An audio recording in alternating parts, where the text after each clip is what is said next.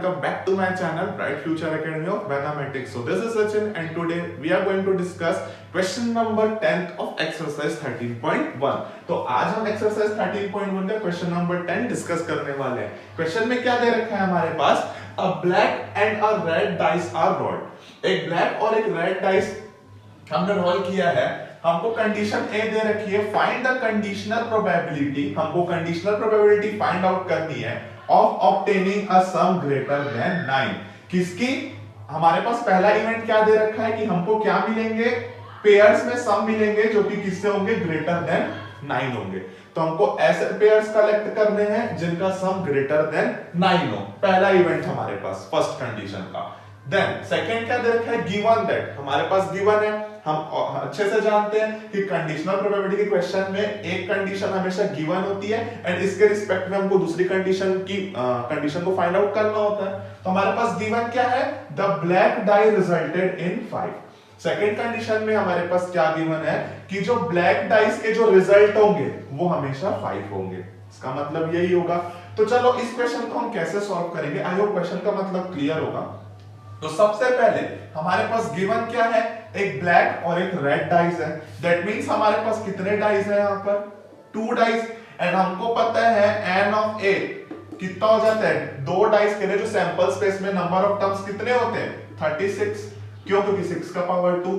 एक डाइस में 6, देन दूसरे डाइस में 6 into 6 36. तो ये हम सभी जानते हैं कि जब भी 2 डाइस की हम बात करते हैं तो उसके जो नंबर ऑफ टर्म्स होंगे सैंपल स्पेस में वो कितने होते हैं, 36. अब 36 एलिमेंट का सैंपल स्पेस तो हम बनाएंगे नहीं यहाँ पर, तो सीधा हमने n ऑफ a निकाल लिया, वो क्या हो गया हमारा 36. तो ये बात हमारी यहाँ पर क्लियर हो गई. अब हम आते हैं कंडीशन a के ऊपर. a में बोल रहा है जो पहला इवेंट है तो हम उसको कंसीडर कर लेते हैं, वो e इवेंट होगा पहला. ठीक है. तो क्या बोल रहा है हमको कि उसमें ऐसे पेयर्स आएंगे, e के अंदर ऐसे पेयर्स आएंगे जिनका सम होगा ग्रेटर देन 9. जिनका सम क्या होगा, ग्रेटर देन 9. जब हम 2 डाइस को फेंकेंगे, हम अच्छे से जानते हैं कि एक डाइस का जो हाईएस्ट नंबर क्या होता है, 6. सेकेंड डाइस का भी हाईएस्ट क्या होगा, 6. तो अगर हम इन दोनों को प्लस करें तो हमारे पास जो मैक्सिमम सम्स के पेयर बनेंगे वो कितने होंगे, 12. और हमको निकालना कितना है, ग्रेटर देन 9 का. दैट मींस हमको 10, 11 और 12 इन तीनों नंबर के पेयर्स हमको ई कंडीशन के अंदर लाने. समझ आया बोलने का मतलब, obtain a some greater than 9. And greater than 9 में कौन है, 10, 11, 12. 12 से ज्यादा तो नहीं हो सकती क्योंकि हम डाइस की बात कर रहे हैं यहाँ पर. तो इसलिए हमको किस किस के पेयर निकालने, 10 के, 11 के और 12 के. तो 10 कैसे आ सकता है, क्या पॉसिबिलिटीज है. पहली क्या हो सकती है, 5 5. 10 बनाने की तो यही पॉसिबिलिटी है, 5 + 5. अगर पहले ब्लैक डाइस में भी 5 आया और दूसरे डाइस रेड में भी 5 आया तो इन दोनों का पेयर रिजल्ट करेगा हमको ग्रेटर देन 9 में. ऐसे ही टर्म्स हमको फाइंड आउट करने हैं. दूसरा क्या हो सकता है पहले डाइस में 4 आए और पहले डाइस में 6 है और सेकंड में 4 आए तो 6 + 4 ये भी 10. हो सकता है इसका जस्ट अपोजिट हो जाए, 4 6 तो ये भी 10.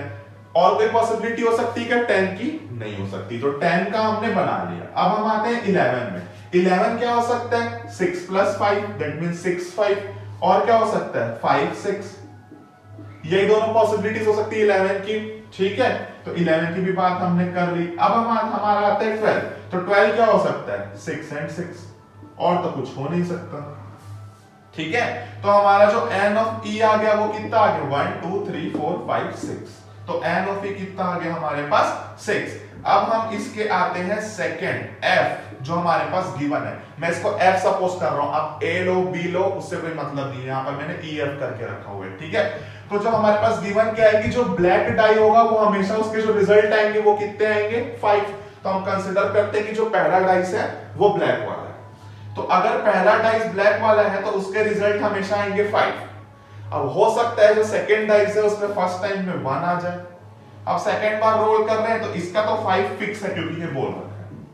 हो सकता है उसमें 2 आ जाए. इस तरीके से 5 3 5 4 5 5 एंड 5 6 यही पॉसिबिलिटीज होंगी. ठीक है. तो n ऑफ f कितना आ गया, यहां से हमारे पास 1 2 3 4 5 6. ये भी कितना है हमारे पास, 6. तो आई होप ये आप लोगों को समझ आया होगा. ठीक है. अब हमको क्या निकालनी है, इनकी conditional probability E over F की हमको क्या निकालनी है, P of E over F। ये क्या होता है, P of E intersection F divided by P of F। अब यहां पर हमारे पास गिवन हमने किसको लिया है, F को, और हम अच्छे से जानते हैं कंडीशनल प्रोबेबिलिटी में जो गिवन होता है वो सेकंड टर्म होता है और वही बेस में डिवाइड होता है। तो ये हमारा फॉर्मूला बना। अगर आप इसको E लेते तो जस्ट अपोजिट फॉर्मूला बनता, तो आप पे डिपेंड करते हैं आप क्या ले रहे हो, तो उसके अकॉर्डिंग फॉर्मूला बनेगा। बात क्लियर हो गई, मैंने ये लिया तो मेरे अकॉर्डिंग ये फॉर्मूला बना। ठीक है, अब हमको क्या निकालना है, E इंटरसेक्शन F। चलो निकाल लेते हैं। तो E इंटरसेक्शन F क्या हो जाएगा, जो इन दोनों में आएंगे, तो E इंटरसेक्शन F में कौन आएगा, एक तो देखो 5 1 आएगा क्या, नहीं कॉमन नहीं है, दोनों में जो कॉमन एक तो ये है 5 5, एक तो है हमारा 5 5, दूसरा कौन है 5 6, ये रहा, ये 5 6। ठीक है, और कुछ कॉमन है क्या, नहीं, और कुछ कॉमन नहीं है, ये दोनों कॉमन है। तो हमारा n of E intersection F कितना आ गया, 2। आई होप ये भी समझ आ गया होगा। अब probability of E intersection F कितना आएगा, favourable outcomes 2 divided by total, total कितना है 36। तो ये हो गया इसकी P ऑफ E इंटरसेक्शन है।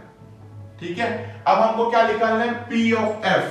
तो P ऑफ F क्या हो जाएगा, F के फेवरेबल आउटकम्स कितने हैं 6 एंड टोटल कितना है हमारे पास 36। तो ये इसके हो गए। चलो वैल्यू पुट डाउन कर देते हैं, क्या हो जाएगी 2 divided by 36 whole divided by 6 by 36।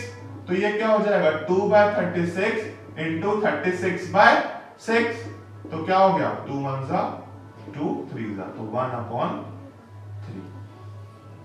ये हुआ हमारा final answer 1 divided by 3। I hope आप लोगों को ये क्वेश्चन ये फर्स्ट कंडीशन समझ आई होगी। तो चलते हैं सेकंड कंडीशन की तरफ। कंडीशन हमारा बी में क्या बोल रखा है कि ये तो n ऑफ a, तो इसके लिए भी वही होगा क्योंकि दो ही डाइस की बात कर रहे हैं। ठीक है, तो ये वही होने वाला है। फाइंड द कंडीशनल प्रोबेबिलिटी, हमको कंडीशनल प्रोबेबिलिटी फाइंड आउट करनी है of obtaining the sum of 8। तो हमारे पास जो इवेंट E है बोल रहा है उसमें ऐसे पेयर्स आएंगे जिनका सम 8 होगा। ठीक है, जिसका सम 8 होगा। तो सबसे पहले तो हो सकता है 2 and 6, क्योंकि 6 + 2 8। अब हो सकता है 6 and 2। ठीक है, थर्ड क्या हो सकता है 4 and 4। यही हो सकता है 8। और क्या हो सकते हैं 8 के लिए सोचो, जिनका सम 8 होना चाहिए। एक तो हो गया ये, ठीक है, और 4 और 4 भी हो गया, 6 2 8। अब क्या हो सकता है 5 5 3 8, और क्या हो सकता है 3 5 8। यही हो सकते हैं। और कुछ सोचो 2 6 6 2 6 7 8 4 4 हो गया, 5 6 7 8 एंड देन ये भी 8। और क्या हो सकता है 3 5 तो हो गया, 6 2 हो गया, 5 6 7 8 हो गया, 2 हो गया, 1 हाँ नहीं, और तो कुछ नहीं हो सकता। यही हो सकते हैं पॉसिबिलिटी 1 2 3 4 5। ठीक है, तो हमारी जो possibilities I n of E की 8 ऑब्टेन करने की, वो आई हमारी 5। बात क्लियर है? ठीक, चलो अब हमारे पास क्या बोल रहा है कि जो रेड डाइस होंगे वो result in a number less than 4। क्या होंगे, number less than 4, less than 4 वाले आएंगे रेड डाइस में। रेड डाइस में क्या आएंगे, लेस देन 4। तो लेस देन 4 मतलब या तो रेड डाइस में आ सकते हैं 1 2 या फिर 3, ये पॉसिबिलिटी है। और ब्लैक के लिए कोई भी कंडीशन नहीं है।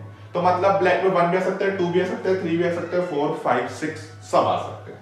तो देखो इसको मैं F ले रहा हूं, तो ये क्या होंगे, तो ब्लैक फर्स्ट वाला है, फर्स्ट पोजीशन ब्लैक की है। ठीक है, तो फर्स्ट पोजीशन अगर ब्लैक की है तो मैंने कंसीडर किया कि फर्स्ट वाले में 1 आ रहा है। तो अगर ब्लैक में 1 आया तो रेड में बोल रहा है लेस देन 4 आएगा, तो हो सकता है 1 भी आए, 2 भी आए, 3 भी आए। तो ये कैसे बनेगा 1 1।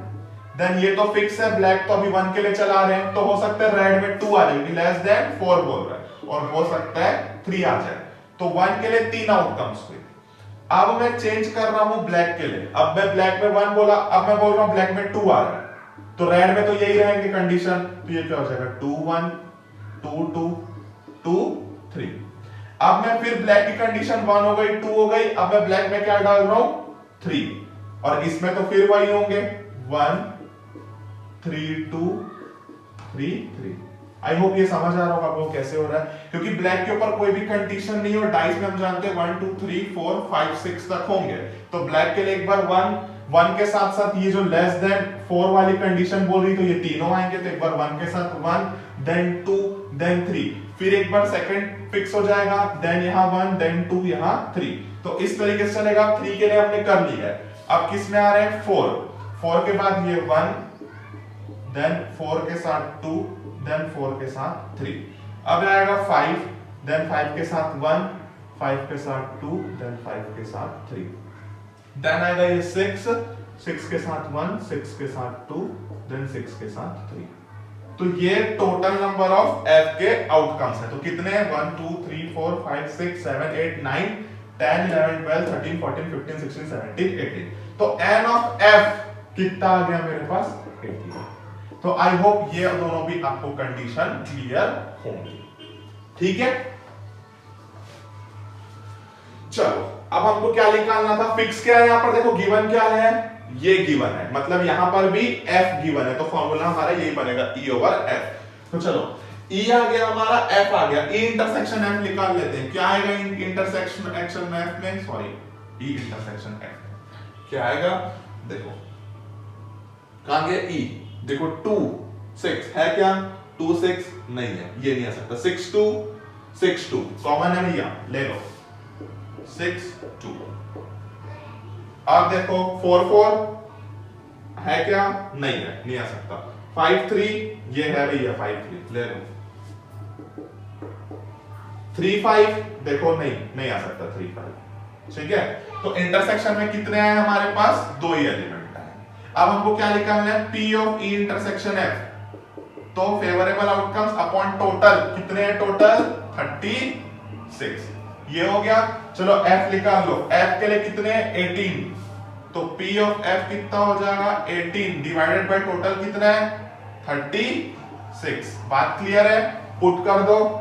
P of E intersection F कितना आया 2/36 डिवाइडेड बाय ये कितना आया 18/36। तो ये कितना हो जाएगा 2/36 into 36/18। तो ये कितना हो गया 1/9। तो आंसर क्या हो गया हमारा 1/9। तो आई होप आप लोगों को क्वेश्चन समझ आया होगा। फिर भी अगर इस क्वेश्चन में किसी को कोई डाउट हो तो अपने डाउट कमेंट सेक्शन में बताएं। वीडियो को ज्यादा से ज्यादा शेयर करें, लाइक करें और सब्सक्राइब करना तो बिल्कुल ना भूलें। तो मिलते हैं नेक्स्ट वीडियो में।